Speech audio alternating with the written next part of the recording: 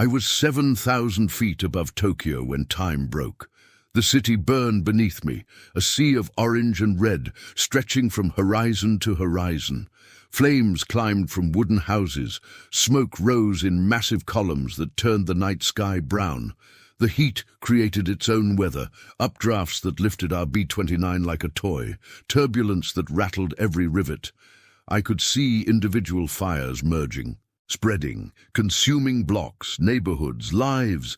The glow reflected off our aluminum skin, off the plexiglass canopy, off my gloved hands gripping the control yoke. And then, in one impossible instant, everything stopped. Not us. Not our aircraft, not the four Wright R-3350 engines that roared with their familiar metallic thunder, but the city, the fire, the smoke, the destruction. All of it froze. The flames became sculptures. Orange and red tongues of fire caught mid-flicker, completely motionless, like someone had pressed pause on reality but forgot to stop our aircraft. The smoke columns turned to glass, solid, vertical pillars of grey and black that didn't move, didn't dissipate, didn't rise, just stood there, impossibly still, defying every law of physics I understood. Sparks hung in the air, thousands of glowing embers suspended between ground and sky, not falling, not floating, just frozen in three-dimensional space like stars that had forgotten how to move. A sheet of flame that had been spreading across a rooftop was caught mid-leap, one edge touching the building, the other reaching toward the next structure, but not reaching, just hanging there, waiting. The fire didn't flicker, didn't dance. It was solid light, motionless light, impossible light. The B-29 kept flying. I could feel the controls responding, could hear the engines, could sense the vibration through the seat, through my boots on the rudder pedals. We were moving, but everything below us had stopped, like we were flying over a three-dimensional photograph, over a perfectly detailed model of a burning city where someone had captured every flame, every ember, every wisp of smoke in perfect stillness. No sound came from below, no explosions, no crackling, no roar of fire consuming oxygen, just silence. The terrible silence of a city that had stopped burning because it had stopped existing in time. Only our engines broke that silence. Only our propellers chopping air, only the wind whistling past the canopy. Everything else was muted, dead, gone. My instruments lost their minds. The altimeter needle vibrated, jumping up and down 50 feet, 100 feet. The compass slowly rotated clockwise, even though we were flying straight and level. The artificial horizon tilted 15 degrees. The radio crackled with static that sounded almost like voices, almost like screaming, but not quite. Just noise that my brain wanted to interpret as human sound, because the alternative, that reality was breaking, was too terrible to accept. "Skipper, did everything just stop?" That was Morrison, flight engineer, steady man, 26 years old, married, 2 kids back in Ohio. His voice shook. I'd never heard fear in Morrison's voice before, not over Germany, not over the Pacific, not when we'd lost an engine and had to limp home on 3. But now he sounded like a child, like someone who'd just learned that the rules don't always apply, that the universe can break its own laws whenever it wants. "I see it," I said. My voice sounded distant, mechanical, like someone else was speaking through me. "Are we dead?" Kowalski asked from the tail gunner position. "Is this what death looks like?" I didn't answer, because I didn't know. The city below looked dead, looked like it had been caught in some impossible moment between existence and non-existence, between burning and having burned, between now and never. We flew over it for what felt like hours, but was probably only 90 seconds. 90 seconds of watching a city that had stopped obeying time. 90 seconds that stretched and compressed and made me understand that time isn't constant, isn't reliable, can stop if something breaks it badly enough, and then it started again. The flames moved, suddenly, all at once, like someone had pressed play. The smoke rose, the embers fell, the fire spread. Everything was normal again, except nothing would ever be normal again.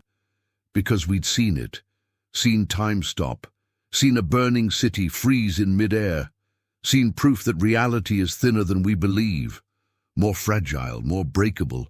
That night the fire stopped moving, but my life never did.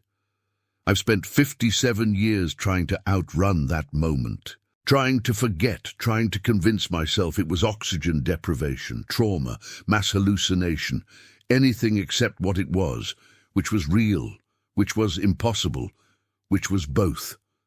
Stay with me until the end, and subscribe, because this story was never meant to be told.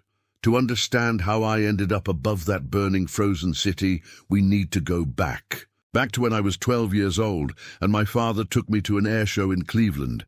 Back to when flight was still magic. Back to when I believed the sky held only wonder and no horror. My name is Robert Mitchell. I'm 79 years old now. I live in a small house in Oregon where the sky is often grey and the rain falls soft and the world feels far away from the burning cities of my youth. But I remember. God help me, I remember everything, every mission, every target, every fire, and especially that one night when physics stopped working and I learned that the universe has rules until it decides not to. The air show changed my life. I watched a barnstormer do loops and rolls in a biplane that looked held together with wire and hope. Watched him climb and dive and dance with the sky in ways that seemed impossible for something made of wood and fabric. My father bought me a ride, $5, fortune in 1936. But he knew what it would do to me.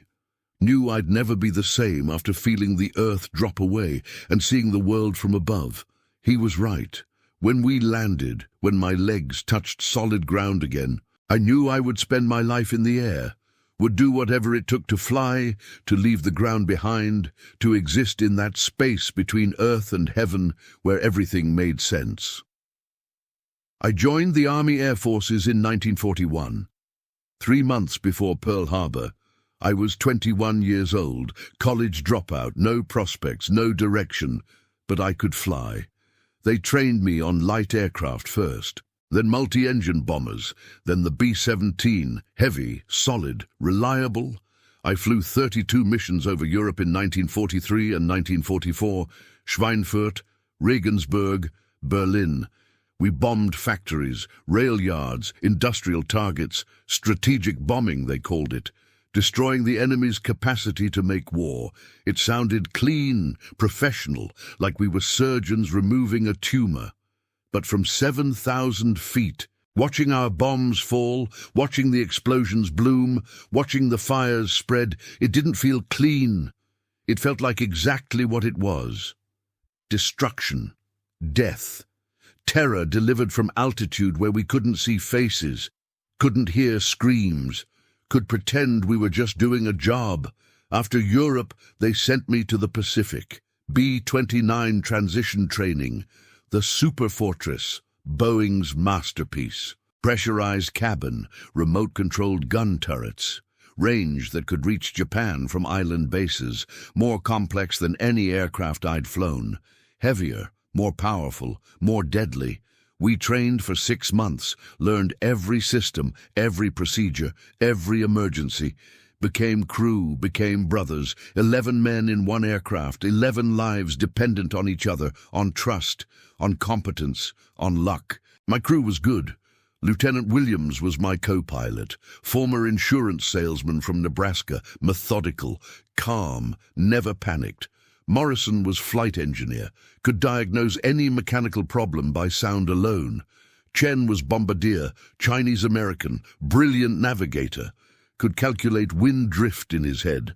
Davis handled radio. Martinez and Thompson were gunners. Kowalski flew tailgun position. Parker, Gomez, Reed rounded out the crew. We trained together, flew together, drank together, became family, the kind of family that war creates. Intense, temporary, precious because we knew it might end any day, any mission, any moment. We deployed to Guam in January 1945. Tiny island, coral, heat, humidity, tents, mud, but close enough to Japan to strike the home islands, to bring the war to the enemy's doorstep. By then, we'd been bombing Japanese cities for months. The raids had evolved, changed, become something different from what we'd done over Europe. General LeMay had decided that precision bombing wasn't working, that hitting individual factories was too difficult, too inefficient. So we switched to area bombing, to incendiaries, to burning entire cities, wooden cities, paper cities, perfect fuel for fire.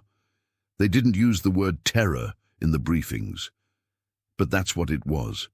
We dropped thousands of M69 incendiary clusters. Each cluster contained 48 bomblets, each bomblet filled with napalm, jellied gasoline that stuck to everything it touched, that burned through water, through sand, through flesh. We dropped them on residential areas, on working-class neighborhoods, on places where women and children lived, because those areas were also where factories were, where workshops were, where the war machine was distributed among civilian homes. That's what they told us. That's how they justified it. And we accepted it because the alternative was to question, to doubt, to stop. And we were soldiers. Soldiers follow orders. The mission briefing came on March 9th, 1945. We gathered at 1800 hours, 30 crews, 300 men, all exhausted, all counting missions, all wanting to go home. Major Thompson did the briefing. He looked worse than we did. Grey, thin, carrying the weight of what we were about to do. "Target is Tokyo," he said, pointing at the map. "Specifically, the Shitamachi district, low-altitude raid. 5,000 to 7,000 feet. We're going in at night. Weather is clear. Winds are strong. Each aircraft carries 7 tons of M69 incendiaries. No high explosives, just fire. The goal is to create a firestorm, to overwhelm their firefighting capacity, to destroy industrial capacity distributed throughout residential areas." He didn't say, to burn the city, but that's what he meant. That's what we all understood. The briefing continued. Flight path, timing, spacing. Pathfinder aircraft would mark the target with colored flares. We'd follow, drop our loads, return, simple, routine. Except it wasn't. Because we'd never dropped this much incendiary on one city in one night, because the winds were perfect for spreading fire, because Tokyo was dry, dense, built of wood and paper, perfect conditions for the kind of fire that feeds itself, that creates its own wind, that becomes a living thing that consumes everything in its path. We took off at 2100 hours, one after another. 30 B-29s loaded with napalm, climbing slowly, heavy, forming up over the ocean, turning northwest, toward Japan, toward Tokyo. The flight took 6 hours. 6 hours of engine noise and vibration and cold and thinking about what we were going to do, about the people below who didn't know we were coming, who were sleeping, eating dinner, living their lives in these last hours before their world became fire. Japan appeared through the darkness at 0300 hours, the coastline, the mountains, and then Tokyo, massive, sprawling, larger than any city I'd seen, home to 7 million people, 7 million, more than the population of most countries, all of them below us, all of them targets because they lived in the wrong place, at the wrong time, in the wrong war. The Pathfinder aircraft had already marked the target. We could see the flares, red, green, yellow, burning at the corners of a rectangle, defining the kill zone. The first waves had already dropped. We could see fires starting, small at first, scattered but growing, spreading, merging.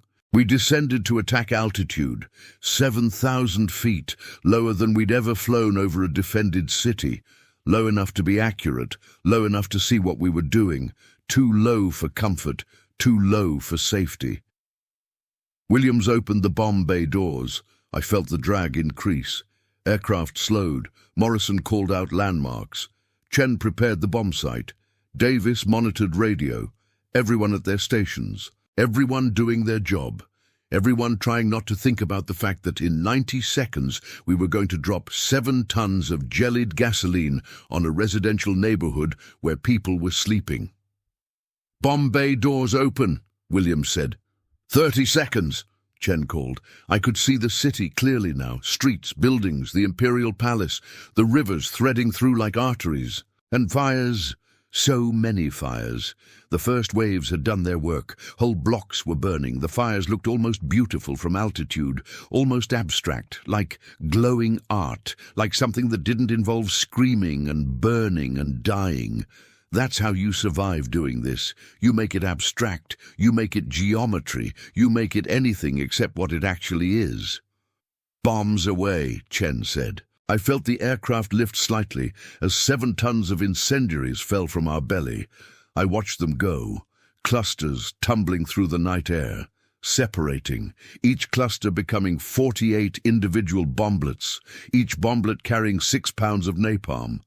336 pieces of fire falling toward the city below, toward homes, toward families. Toward people who had done nothing except be born in the wrong country.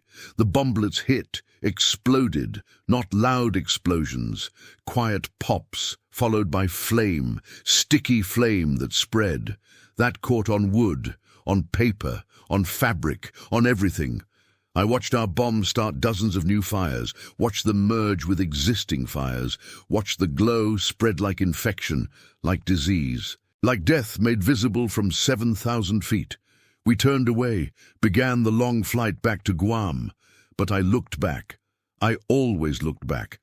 I needed to see, needed to witness, needed to carry the weight of what we'd done. And that's when I saw it. The city had become one massive fire. The individual blazes had merged into something singular, something alive. Flames climbing hundreds of feet into the air, smoke, columns the size of thunderstorms, the heat creating wind, the wind feeding the fire creating more wind, a cycle, a machine, a monster that we'd created and could no longer control, even if we wanted to, and then it stopped. The fire, the smoke, everything froze, like someone had taken a photograph with the shutter open, like time itself had broken. The flames became statues, orange and red sculptures that didn't move, didn't flicker, didn't burn, just existed in perfect stillness. The smoke columns turned solid, grey pillars reaching from ground to sky, not rising, not dissipating, just standing there, defying gravity, defying physics, defying sense. I blinked, thought maybe my eyes were tired. Maybe I was seeing things, but no. The fire was definitely frozen. Morrison saw it too. "Skipper, what the hell?" His voice barely a whisper. Williams was silent, staring. Chen had stopped navigating. Everyone in the aircraft was watching the impossible, watching a burning city that had forgotten how to burn. The frozen fire was perfect, every detail captured. I could see individual flame tongues, could see embers hanging in mid-air like fireflies, could see the way one fire reached toward another but didn't quite touch, suspended, waiting. The whole city looked like a diorama, like a museum exhibit. Tokyo Fire, March 1945. Perfectly preserved, perfectly still, perfectly wrong. We kept flying, the engines ran, the propellers turned. Time worked normally for us, but below, time had stopped, or slowed to imperceptible crawl. I couldn't tell which. The instruments confirmed something was wrong. The altimeter needle vibrated wildly. The compass spun slowly. The radio filled with static that almost sounded like voices, like thousands of voices, like the city itself trying to scream but frozen mid-sound. "How long has it been?" B. Williams asked. I checked my watch. 30 seconds. Felt like 30 minutes. Felt like 30 hours. Time inside the aircraft felt wrong too. Stretched, compressed, unreliable. Like whatever had frozen the city was affecting us too. just not as completely, not as totally. We were moving through a bubble of stopped time, flying through a moment that refused to end, and then it ended. The fire moved again, suddenly, all at once. The flames flickered, the smoke rose, the embers fell, normal physics returned, normal time returned. The city burned exactly as it had been burning before the freeze, except now we knew that time could stop, knew that reality was negotiable, knew that the universe had rules until something broke them. And we'd just watched something break them, watched something reach into the flow of time and just stop it for 90 seconds, for no reason we could understand. We flew back to Guam in silence. Nobody spoke. Nobody wanted to acknowledge what we'd seen, because acknowledging it meant accepting it, meant admitting that we'd witnessed something impossible, something that couldn't be explained or reported or understood. So we flew. And we landed, and when they debriefed us, we said nothing. Not about the frozen fire, not about time stopping, not about the impossible thing we'd all witnessed. The intelligence officers didn't want to hear it anyway. They asked about the bombing, about the fires, about enemy fighters, about flak, about the mission, not about time breaking, not about physics failing, not about reality glitching like bad film footage. So we told them what they wanted to hear. Mission successful, target destroyed, no casualties, return to base, standard report, standard mission, nothing unusual, nothing impossible, nothing that would make them think we'd lost our minds. But we had lost something, maybe not our minds, maybe something deeper, some fundamental belief that the world worked according to rules, that time flowed in one direction at one speed, that fire burned and smoke rose and reality was solid and dependable. That belief died over Tokyo, died when the flames froze, died when we flew through a moment that refused to end, died when we learned that the universe is held together by agreements that can be broken, by rules that aren't absolute, by laws that apply until they don't. I flew 19 more missions before the war ended. Nagoya, Osaka, Kobe. More cities, more fire, more death delivered from altitude where I couldn't see faces, but I never saw time stop again, never saw fire freeze. That happened only once, over Tokyo, March 9th, 1945. The night we burned the city. The night 100,000 people died. The nighttime broke and froze a city in mid-destruction, in mid-burning, in mid-dying. I've spent 57 years trying to understand what I saw, trying to explain it, trying to fit it into framework that makes sense. Mass hallucination, oxygen deprivation affects entire crews simultaneously. Atmospheric phenomenon creating optical illusion. Trauma manifesting as shared delusion. I've considered every explanation, read every book, talked to physicists, to priests, to psychiatrists. Nobody has answers. Nobody can explain how fire stops burning, how smoke stops rising, how time stops flowing. So I'm left with what I know, which is that I saw it. We all saw it. 11 men in one B-29 watched a burning city freeze in mid-air. 3 of my crew are still alive. Morrison, Williams, Chen. We talk sometimes, once a year. On March 9th. We never talk about other missions, other targets, other fires. Just that one. The frozen fire, the stopped time, the impossible moment that we all witnessed and nobody believed. Morrison thinks it was God reaching down and stopping time so those people didn't have to suffer. So their deaths were instant instead of prolonged. Williams thinks it was physics, some unknown property of fire at that scale, that heat, that intensity, creating temporal distortion. Chen thinks we died that night, that we crashed or got shot down, and this is afterlife. Eternal return to that one moment. I don't know what I think. I just know it happened. Know that for 90 seconds, time stopped for an entire city. Know that flames became sculptures. Know that smoke became pillars. Know that the universe broke its own rules and showed us something we weren't supposed to see. Something that proves reality is thinner than we believe, more fragile, more breakable, I'm 79 now, don't have much time left. Doctors say heart, say lungs, say age, say the body wears out. But I think it's weight, the weight of what I've seen, what I've done, what I carry, 57 years of carrying that frozen moment, of remembering fire that stopped burning, of knowing that time can break if you hit it hard enough, if you burn a city hot enough, if you kill enough people fast enough. Maybe time itself protests, maybe the universe flinches, maybe for just a moment. Reality says no and everything stops. Or maybe I'm crazy, maybe my crew is crazy, maybe we imagined it, maybe trauma and guilt and horror created shared delusion so powerful we all believed it. Maybe fire never froze, maybe time never stopped, maybe I'm just old man with PTSD trying to make sense of the terrible things I did by believing they were so terrible that physics itself rebelled. But I don't think so. I think it was real. I think time stopped. I think we flew through 90 seconds that refused to end. I think a burning city froze in midair and we witnessed it. And I think that means something about war, about fire, about death, about the universe and what it will tolerate before it breaks, before it says enough and stops everything, before it freezes destruction mid-motion and forces us to see what we're doing, to really see it, not as abstract geometry from altitude, but as frozen moment, as sculpture, as permanent testament to what humans do to each other when we believe we're right. The fire moved again. The war ended. Japan surrendered.